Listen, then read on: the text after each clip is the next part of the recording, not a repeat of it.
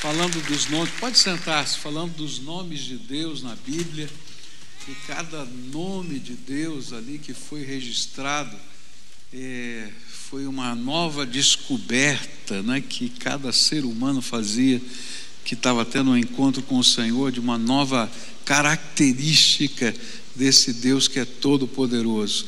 E aí então ele dava um nome, né? O Deus que cura, o Deus todo-poderoso, e assim sucessivamente os nomes de Deus foram sendo colocados. Eu queria dizer para você que lá no dia 7 de dezembro, aquele nosso evento que vai ter aqui a Aline Barros, né, já está lotado. Se você não fez sua inscrição, já perdeu, tá? Então a gente está pedindo o seguinte: se você fez a inscrição e não vem, tá, vai lá e desmarca o seu lugar para o outro poder vir no seu lugar, né? Então faz isso, assim você ajuda pessoas. E eu queria dar uma dica, vai lá e já faz a sua inscrição na Aleluia, tá? Não deixa na última hora não, senão depois você vai ficar sem lugar também, tá? Porque o povo está querendo voltar, né? E nesses dias especiais, assim, de festa, né? Isso tem uma tendência de lotar. Então fica aí o desafio para você. Eu queria convidar você a abrir sua Bíblia lá no livro de Jeremias, no capítulo 37, e eu queria ler a palavra de Deus a partir do verso 16. Então, Jeremias capítulo 37, a partir do verso 16, onde a palavra do Senhor vai nos ensinar o seguinte: Jeremias foi posto numa cela subterrânea da prisão, onde ficou por muito tempo. E então o rei mandou buscá-lo, e Jeremias foi trazido ao palácio. E secretamente o rei lhe perguntou: há alguma palavra da parte do Senhor?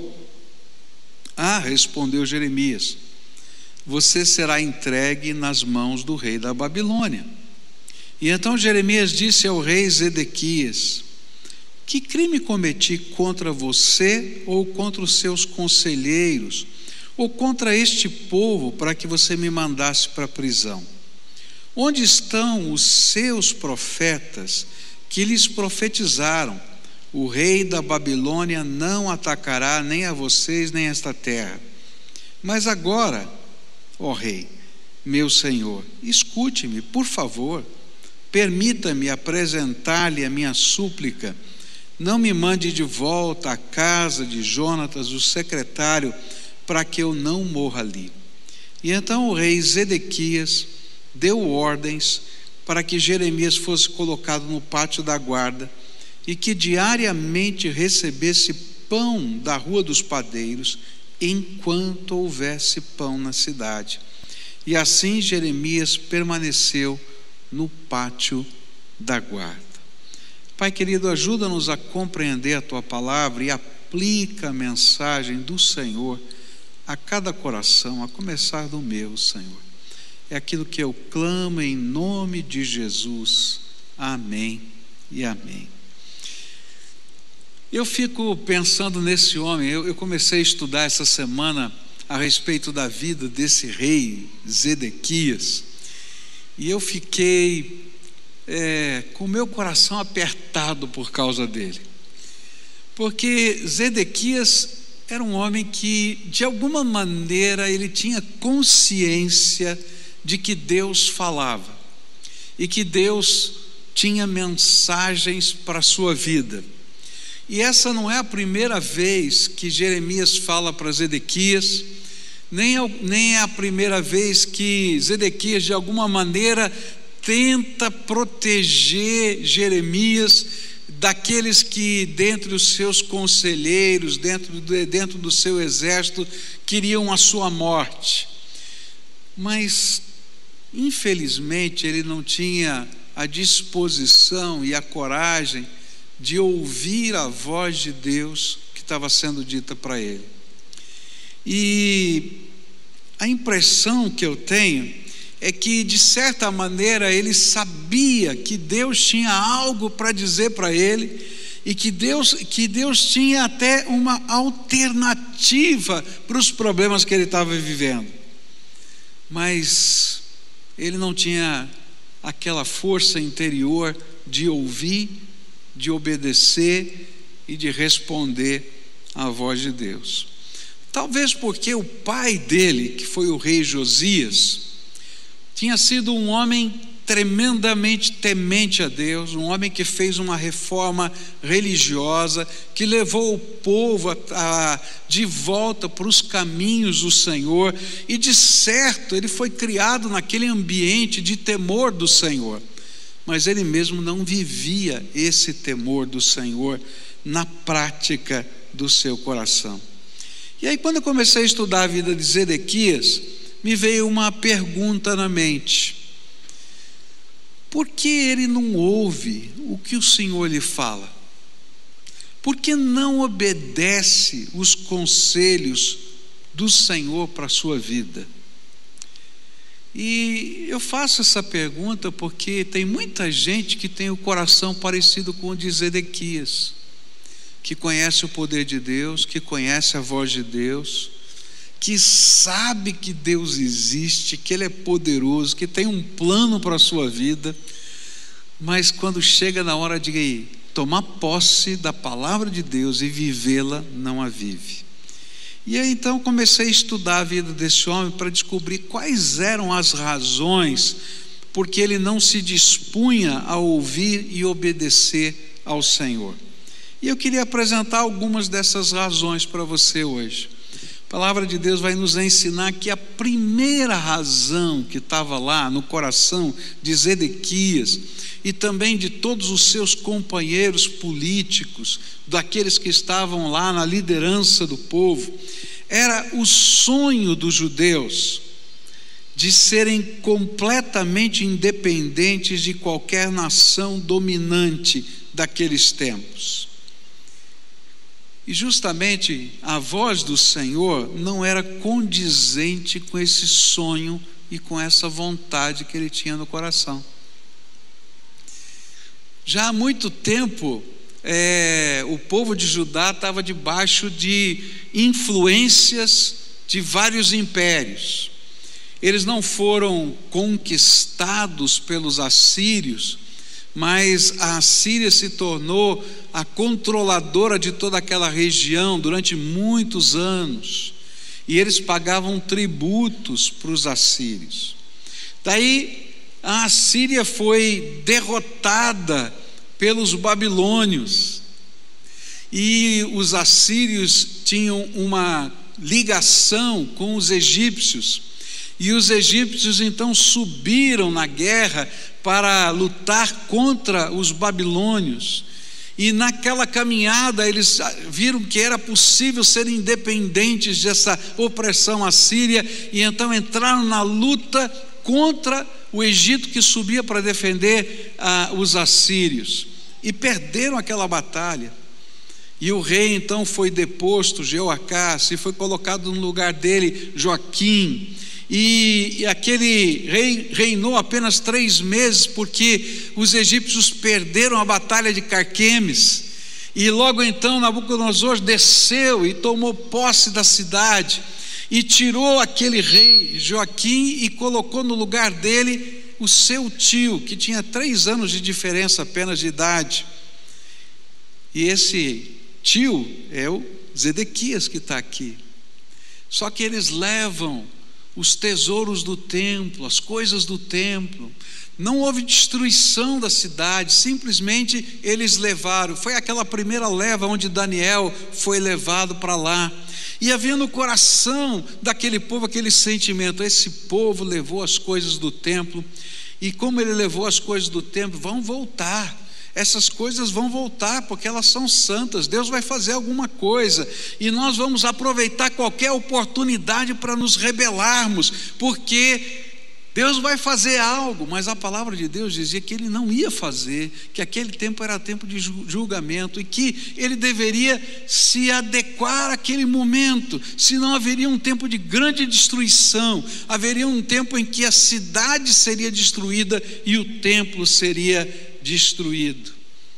Mas havia uma luta no coração dele: fazer a sua vontade, fazer a vontade das pessoas que estavam ao redor dele, ou fazer a vontade de Deus. Eu acho que esse é o conflito que muita gente vive. E como tem pessoas que eu conheço que cometem o mesmo erro, eles acham que os seus sonhos são a melhor opção para suas vidas, mas se esquecem que muitos desses sonhos estão pautados em rotas de destruição. Eu não consigo saber o que vai acontecer ali na frente, mas Deus sabe. E muitas vezes os nossos sonhos nos levam por caminhos que não são abençoadores na nossa vida. E quando o Senhor diz: olha, eu não aprovo os seus sonhos, não é porque Deus seja mau, ou porque Ele não queira que você seja feliz, porque tem gente que imagina isso: Deus, Ele não quer que eu seja feliz. Não, é justamente o contrário, porque Ele tem bons planos para a sua vida. Mas eu não sou capaz de entender isso, e então eu fecho o meu coração, e eu abraço os meus sonhos, e entro por rotas que são rotas de destruição, e acabamos amando mais fazer a nossa própria vontade do que fazer a vontade daquele que tem um plano maravilhoso para a nossa vida. E aí a gente começa a construir desgraça. E o pior é que a desgraça pode ser desgraça eterna, porque quando a gente se afasta do Senhor, a gente não se afasta só aqui, mas a gente perde o privilégio de poder passar com Ele a eternidade. Olha só a mensagem que Deus mandou para Zedequias através dos lábios de Jeremias. Diz assim a palavra do Senhor em Jeremias 21: digam a este povo, diz o Senhor, ponho diante de vocês o caminho da vida e o caminho da morte. Todo aquele que ficar nesta cidade morrerá pela espada, pela fome ou pela peste. Mas todo o que sair e render-se aos babilônios que cercam vocês viverá, e este escapará com vida. Eu acho tremendo isso, porque às vezes a gente não tem esse discernimento, que Deus está colocando diante de nós, diante das nossas escolhas, um caminho de vida ou de morte. Às vezes a gente está abraçando sonhos que nos levam para a morte, e a gente não é capaz de percebê-los. Eu tenho encontrado pessoas nesse trabalho que a igreja faz nas ruas dessa cidade, que todo mundo percebe que o caminho é um caminho de morte. Está lá na rua, viciado em crack, passando fome, passando frio, e você chega para ele e diz assim: olha, Deus tem um plano para a sua vida, Ele não quer você aqui, nós temos uma casa segura para você, nós queremos levar lá, nós vamos pagar a conta para você, você não vai precisar passar frio, nem passar fome, mas vai ficar livre dessa desgraça que está matando. E ele diz para você: não quero. A igreja teve um funcionário aqui, que eu fiquei sabendo que ele morava na rua.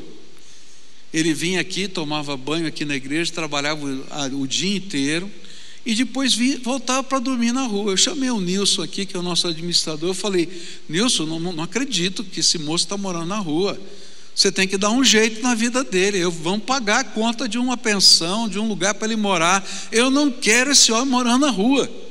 Aí o Nilson foi lá, arrumou um lugar para ele morar, tudo direitinho, bonitinho para ele. Passaram-se alguns meses, encontro o homem aqui e pergunto para ele: está tudo bem? Ele falou: está tudo bem. E o senhor está morando lá naquele lugar? Ele falou: não. Onde você está morando? Na rua. Eu falei: mas por que você está morando na rua, homem? Eu gosto mais de morar na rua.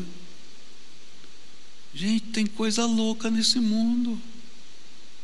Mas sabe que essas coisas loucas não estão só lá nos outros, não? Às vezes está aqui na nossa cabeça. Quando a gente abraça os nossos sonhos, não percebe que os nossos sonhos às vezes são caminhos de morte. Deus às vezes fala para a gente quando toca o nosso coração: toma cuidado, porque eu estou colocando diante de vocês uma escolha, caminho de vida ou caminho de morte. Qual deles você vai seguir?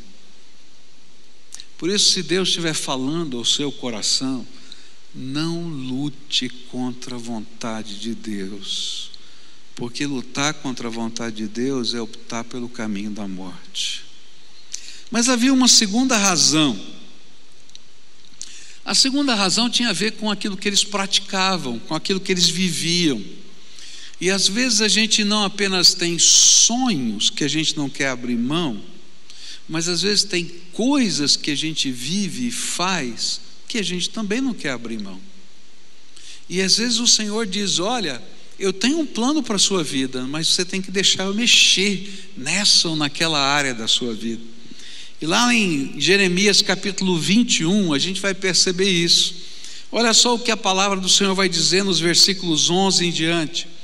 Digam à casa real de Judá, está falando ao rei: ouçam a palavra do Senhor, ó dinastia de Davi. Assim diz o Senhor: administrem justiça cada manhã, livrem o explorado das mãos do opressor, senão a minha ira se acenderá e queimará como fogo inextinguível, por causa do mal que vocês têm feito. Eu estou contra você, Jerusalém, você que está entronizado acima deste vale, na rocha do planalto, declara o Senhor. Vocês que dizem: quem nos atacará? Quem poderá invadir nossas moradas? Eu os castigarei de acordo com as suas obras, diz o Senhor. Porei fogo em suas florestas, que consumirá tudo ao redor. Deixa eu dizer para você o que estava acontecendo. Tinha havido uma reforma religiosa muito forte, de mudança de vida, de mudança de valores, com o rei Josias, pai de Zedequias. Mas depois da morte desse rei, o povo de Deus começou a se afastar de novo do Senhor. E aí entraram alguns conflitos interessantes, que são muito parecidos com os conflitos que nós vivemos no dia a dia. O que vale mais? A ética ou a economia? Talvez você responda rapidamente: a ética. Mas às vezes na prática não é bem assim que funciona na sua vida. E aí havia um problema. A lei do Senhor dizia que nenhum judeu poderia ficar escravo para sempre. Se ele ficasse endividado, ele podia pagar a sua dívida com um trabalho, tá? Então ele não ganharia nada, mas trabalharia naquela casa em que ele tinha dívida. Mas o tempo máximo que ele poderia ficar era de 7 anos. E essa conta não era de 7 em 7 anos a partir do dia da dívida, mas era a partir do dia do jubileu.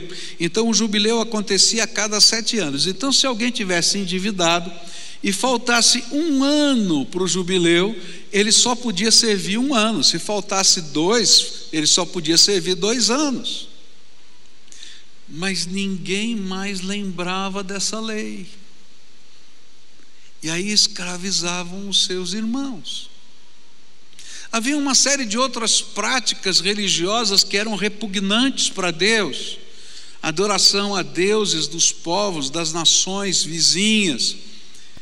E alguns que tinham algumas práticas violentas, como oferecer os seus filhos primogênitos a um deus chamado Moloque, onde eles jogavam, esse deus era feito de ferro, eles enchiam a barriga desse deus de ferro de lenha até o ferro ficar incandescente, e pegavam os bebezinhos recém-nascidos, o primeiro filho que pertencia ao Senhor, todo o primeiro filho pertencia ao Senhor, e eles jogavam na barriga desse Deus para terem prosperidade. E Deus disse: olha, detesta essas coisas. O rei Josias tinha acabado com tudo isso, mas os seus filhos foram permitindo que isso voltasse outra vez.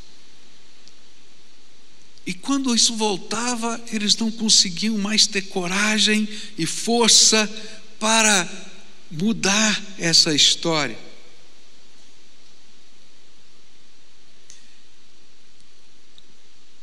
E aí, quando veio a guerra, porque eles se rebelaram contra os babilônios, quando veio a guerra e eles estavam cercados, sabe o que aconteceu? Então Zedequias chamou o povo e disse assim: povo, vamos fazer uma reforma que nem meu pai fez, e nós vamos acertar todas as coisas, vamos parar de adorar outros deuses e vamos libertar todos os escravos. Mas olha só o que aconteceu. O Senhor dirigiu a palavra a Jeremias depois do acordo que o rei Zedequias fez com todo o povo de Jerusalém, proclamando a libertação dos escravos. Todos teriam que libertar seus escravos e escravas hebreus, e ninguém poderia escravizar um compatriota judeu. Assim, todos os líderes e o povo que firmaram esse acordo de libertação dos escravos concordaram em deixá-los livres e não mais escravizá-los. E o povo obedeceu e libertou os escravos.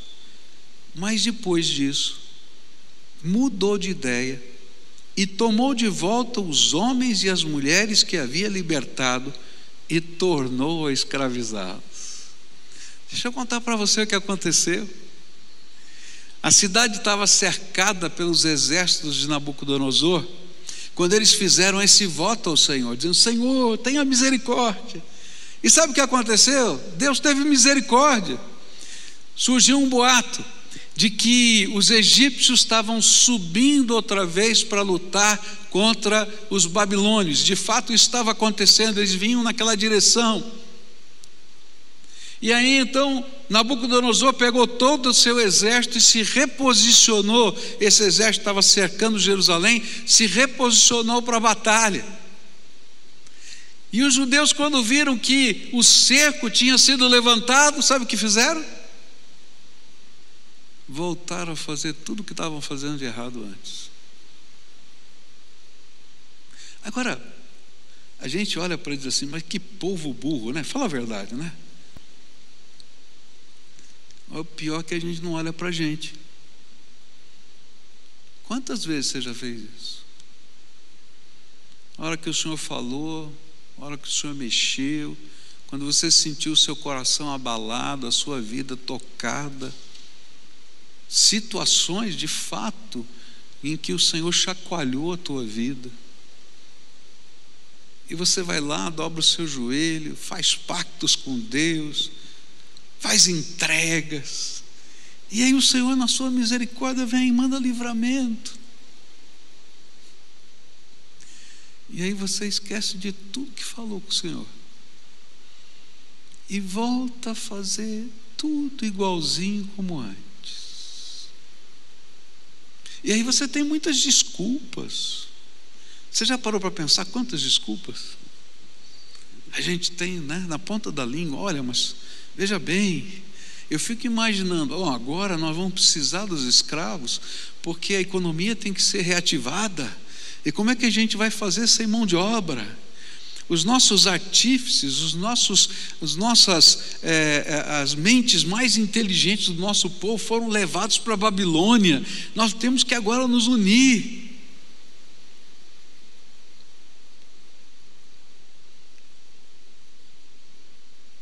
Não é assim? E sabe o que acontece? Quando isso acontece na nossa vida, nós nos tornamos detestáveis aos olhos do Deus Todo-Poderoso.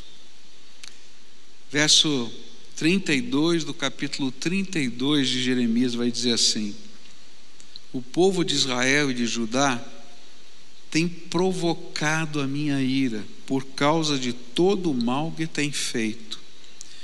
Tanto o povo como os seus reis e os seus líderes e os seus sacerdotes e os seus profetas, os homens de Judá e os habitantes de Jerusalém, voltaram as costas para mim e não o rosto. Embora eu os tenha ensinado vez após vez, não quiseram ouvir-me, nem aceitaram a correção. Profanaram o templo que leva o meu nome, colocando nele as imagens de seus ídolos. Construíram no alto para Baal, no vale de Ben-Rinom, para sacrificarem a Moloque os seus filhos e as suas filhas, coisa que nunca ordenei, prática repugnante, que jamais imaginei, e assim levaram Judá a pecar. Portanto, assim diz o Senhor a esta cidade, sobre a qual vocês estão dizendo que será entregue nas mãos dos babilônios por meio da guerra, da fome e da peste. E sabe o que aconteceu? O Egito mudou de rota. E ele foi por um outro caminho. E os babilônios voltaram a cercar Jerusalém até a sua destruição. Eu fico pensando quantas oportunidades Deus tem dado, não só para Zedequias, mas para esse povo. Mas eu fico pensando quantas oportunidades Deus tem dado para cada um de nós. E às vezes a gente não está disposto a ouvir a voz de Deus, porque a gente está tão abraçado a alguns sonhos, que a gente não tem nem certeza se eles são de fato uma bênção para a nossa vida.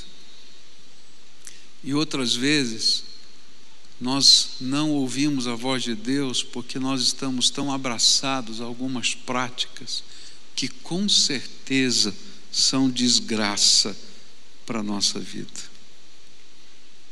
Eu fico pensando como Deus gostaria de falar conosco, de tocar o nosso coração. E nessa manhã eu queria ministrar isso na tua vida. Eu fiquei essa semana estudando a vida de Zedequias. Foram 3 dias seguidos estudando a vida de Zedequias. Cada vez que eu olhava para esse homem, eu dizia assim: mas Senhor, esse homem, ele tem um coração bom, ele quer ouvir a tua voz. De fato, ele queria saber o que Deus pensava, mas ele não tinha coragem de deixar Deus fazer o que precisava fazer na sua vida. E eu comecei a lembrar de tantas pessoas com quem já falei nesse meu ministério, tantas pessoas a quem já ministrei, tantas delas que tinham um coração que queria ouvir alguma coisa de Deus. Essa semana mesmo conversei com o senhor que queria ouvir alguma coisa de Deus, mas tinha tanta dificuldade de se render a Deus, de deixar Deus conduzir a vida dele, do jeito de Deus. E às vezes a gente está vivendo exatamente isso. A gente quer ouvir a voz de Deus como quem procura uma bênção, mas se essa bênção não condiz com o meu plano ou com o meu estilo de vida, aos meus olhos ela parece uma maldição, e a gente não se deixa abençoar pelo Senhor. Essa manhã eu queria orar com você, porque eu sinto no meu coração que tem tanta gente que tem vivido batalhas interiores. A mão do Senhor não está encolhida que não possa abençoar a sua vida. A mão do Senhor está pronta para mexer com os exércitos do mundo. O cerco de Jerusalém foi retirado quando eles deram um passo na direção do Senhor, um sinal tremendo de que Deus é poderoso e pode fazer tantas coisas. Mas aí vem tanta coisa na mente da gente: não foi Deus que fez, quem sabe tenha sido coincidência, isso aqui tem a ver com o clima político que a gente está vivendo, e a gente vai achando as desculpas para a nossa vida. Mas o Senhor tem falado ao nosso coração de uma maneira muito clara: olha, eu tenho um plano para a sua vida, eu tenho um propósito para a sua vida, eu tenho algo diferente para fazer, mas você tem que entregar, deixar eu ser o teu Deus. Às vezes nós imaginamos que Deus Na verdade, nós somos Deus e Ele é o nosso servo. Quando na verdade o Senhor está ensinando justamente o contrário. Eu sou o Deus Todo-Poderoso que te ama, mas seja você o meu servo. Nessa manhã eu queria orar com pessoas a quem o Espírito Santo está ministrando. Quem sabe como Zedequias, alguém que já viu o poder de Deus acontecer na história da sua família. Zedequias viu milagres de Deus acontecerem na vida de Josias, o pai dele. Mas os seus 2 irmãos, porque num período de cerca de 3 anos, 3 filhos de Josias se tornaram reis, mas todos perderam o seu reinado, porque endureceram o coração. E Zedequias foi o que reinou mais, porque Deus lhe deu mais oportunidades. E eu creio que Deus deu mais oportunidades a Zedequias, porque ele ficou 10 anos no poder, porque ele tinha um coração que estava querendo fazer a coisa certa, mas não fazia. E o Senhor insistia com ele. 10 anos, dando oportunidades e oportunidades. E se você olhar, desde o capítulo 1 de Jeremias, aparece o nome do rei de Zedequias.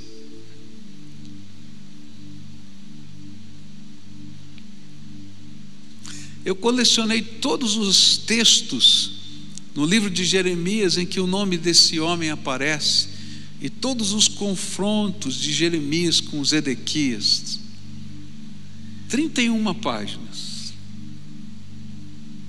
Eu coloquei lá nos meus estudos. Li cada uma delas e disse: Senhor, por que esse homem não se converteu?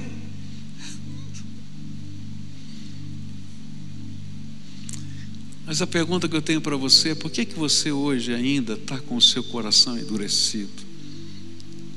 Quantos anos o Senhor tem investido de graça e misericórdia sobre a tua vida?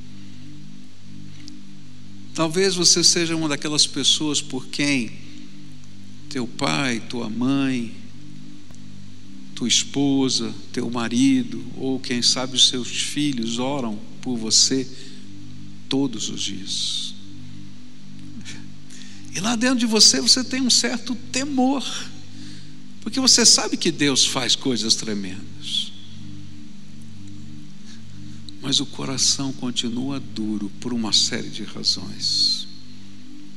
Hoje eu queria convidar você a fazer uma entrega, não de uma coisa, mas da sua vida inteira no altar de Deus, e deixar Deus ser o Senhor da sua vida. Deixar Jesus conduzir os teus passos. A gente ouviu o Paulo Davi falando isso aqui hoje, não é? Da mensagem que ele recebeu, o bilhetinho de Jesus para ele essa noite, né?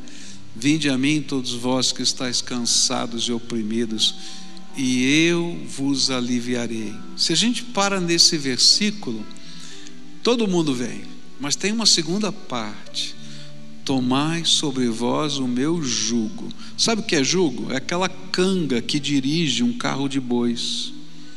Se a gente não deixar Jesus dirigir a nossa vida, não tem jeito, não funciona. Porque apesar de tudo, apesar de ser um controle de Deus na nossa vida, esse jugo do Senhor é suave, e o fardo é leve, porque Ele nos conduz para a vida eterna, mas nos conduz para uma vida abundante nessa vida. Então, se hoje o Espírito Santo de Deus está falando ao seu coração e você está aqui conosco agora, eu vou convidá-lo para você fazer a entrega da sua vida ao Senhor Jesus hoje. Quem sabe você conhece a verdade de Deus, já ouviu, já quem sabe se afastou do Evangelho. Eu não sei o que aconteceu na sua história. Hoje o Senhor te trouxe aqui, não por acaso, para ministrar na sua vida.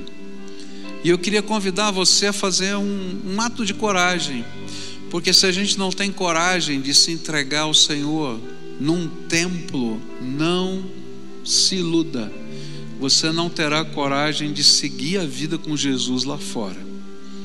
Então, se hoje o Espírito Santo de Deus está falando com você, vai saindo do seu lugar, vem aqui para frente, eu quero orar por você, quero dedicar a sua vida ao Senhor. Pode vir. O Espírito Santo falou com você, pode vir, levanta, em nome de Jesus. Pode vir. Se você está na galeria, vai descendo, em nome de Jesus, vai descendo, tá? Vem para cá, em nome de Jesus. Hoje o Senhor quer fazer algo novo na tua vida, algo novo, mas você vai ter que entregar, parar de lutar e deixar Ele conduzir, porque o bom coração de Zedequias não funcionou até o momento em que ele não aprendeu, porque ele não aprendeu que precisava se entregar de fato. Então, se o Senhor está falando com você, vem para cá, em nome de Jesus, pode vir. E eu quero entregar, colocar junto com você a tua vida. Se você está ouvindo pelo rádio, eu queria dizer para você, para o carro agora, encosta aí no meio fio, porque a gente vai orar, e faz a sua entrega aí dentro do carro mesmo. Alguns anos atrás veio um rapaz de Joinville aqui em Curitiba, marcou um horário comigo só para dizer que ele estava no carro ouvindo o rádio, e um dia eu falei isso exatamente, para ele parar o carro para entregar a vida a Jesus. E ele fez isso, entregou a vida, e Deus tinha mudado a vida dele. Ele saiu lá de Joinville para vir aqui, para dizer, funciona, pastor, a gente pode aceitar Jesus pelo rádio. Então, se você está ouvindo, encosta o carro, porque Jesus quer fazer uma obra na tua vida. Se você está em casa ouvindo essa palavra, quem sabe pela televisão, pelas mídias sociais, pelo YouTube, para tudo agora, se coloca numa posição de oração e deixa o Espírito Santo de Deus fazer a obra que Ele tem na tua vida. Se você pode, se ajoelha. Se você não pode, fica de pé. Se você não pode, levanta a tua mão, adora o Senhor agora, tá? Agora nós vamos orar. A primeira oração é a tua, porque quem tem a porta da tua vida é você, quem tem a chave da porta da tua vida é você. E teve alguma coisa que o Espírito Santo ministrou, então você vai responder para Ele: Senhor, eu ouvi a tua voz. Fala para Ele: eu ouvi a tua voz, o Senhor me falou isso. E fala para Ele o que você ouviu. Senhor, meu coração está duro nisso, meu coração está duro naquilo, eu tenho lutado com a tua voz há quantos anos, Senhor? Fala para Ele. Mas hoje eu quero tomar uma decisão definitiva. De hoje em diante, tu has de ser o Senhor da minha vida. Eu vou parar de brincar com as tuas coisas, porque elas são sérias demais. Se for preciso abrir mão de sonhos, eu estou abrindo mão de sonhos. Se for preciso que o Senhor mexa em todas as áreas da minha vida, pode mexer. Eu quero entregá-las nas tuas mãos, porque algumas delas têm me feito até sofrer. E eu quero fazer as coisas segundo a tua vontade. Coloca aí a tua vida na mão do Senhor. Convida Jesus para colocar o Espírito Santo como seu professor particular aí dentro. Agora eu quero orar por você. Senhor Jesus, tu conheces o coração desse povo que está aqui. Eles são teus filhos amados. Há quantos anos, Pai, tu tens trabalhado no coração deles? Tu tens falado, tu tens abençoado, tu tens mostrado a tua graça. Mas hoje, Pai, eles estão aqui para dizer: reconheço isso. E estão aqui para te pedir: Senhor, toma a minha vida nas tuas mãos. E nessa hora, Pai, eu quero te pedir, em nome de Jesus, abre as janelas dos céus e começa a derramar sobre esses teus filhinhos a graça, a misericórdia, a paz, a consolação do Senhor. Coloca, Senhor, do teu Espírito Santo como selo, e que o teu Espírito possa dizer ao Espírito deles: você é propriedade particular do Deus Todo-Poderoso. Você é bendito de Deus, abençoado. E eu quero te pedir, Senhor, muda o que precisa mudar, mas enche de graça esses teus filhos. Senhor, que toda a estratégia de Satanás contra essas vidas caia por terra agora em nome de Jesus. Que venha bênção, libertação, transformação. Se tem alguma algema de Satanás que prende essas vidas, algum vício, alguma coisa, Senhor, que nessa hora haja um poder libertador vindo do céu sobre a vida deles, e que eles saibam que o Senhor os abençoou hoje de maneira sobrenatural. Visita, Senhor, esses teus filhos. É aquilo que eu oro e clamo em nome de Jesus. Abençoa, Senhor, abençoa, abençoa, abençoa, abençoa, até que o coração deles possa explodir de alegria, porque eles são abençoados pelo Senhor. Escuta, Deus, a nossa oração. É aquilo que clamamos em nome de Jesus. Amém e amém. Amém. Fica de pé todo o povo de Deus para a gente terminar esse culto cantando. Não volta ainda não, tá? Adora o Senhor do jeitinho que você está, assim, na presença do Senhor, né? Se for preciso, levanta a tua mão para o céu em adoração. Por quê? Porque nós nos tornamos, quando nos entregamos ao Senhor, adoradores dele, tá? E tem uma dica para você. Se você não tem uma Bíblia, tá? A igreja tem prazer de dar uma de presente para você, tá? Então, se você não tem, passa lá no ponto de encontro, do lado da livraria, e fala assim: aquela Bíblia que o pastor falou que é presente, eu quero, tá? Você não vai pagar nada, leva para casa e começa a ler a partir do Evangelho de Marcos. Por quê? Porque é o menor, só para você ter uma visão panorâmica. Depois vai lá para o livro de Atos dos Apóstolos. Por quê? Porque é a continuação da história. Depois segue lendo até o final do Novo Testamento. Só depois você lê o Velho Testamento. Por quê? Porque o Velho Testamento fala de coisas que vão acontecer. No Novo elas já aconteceram. Quando a gente lê o que já aconteceu, fica mais fácil de entender a profecia do Velho Testamento. Tá bom? Fechou? E se você hoje está tomando essa decisão, deixa a gente saber. Entra lá no seu celular, pibcuritiba.org.br/Jesus, e preenche aquele formulário para a gente acompanhar a tua vida, a gente entrar em contato com você, saber como é que você está. Tem um companheiro de oração, alguém que vai orar por você, vai entrar em contato, vai saber como é que você está, posso orar por você, e a gente vai caminhar junto nessa jornada de fé, tá bom? Adoremos ao Senhor juntos.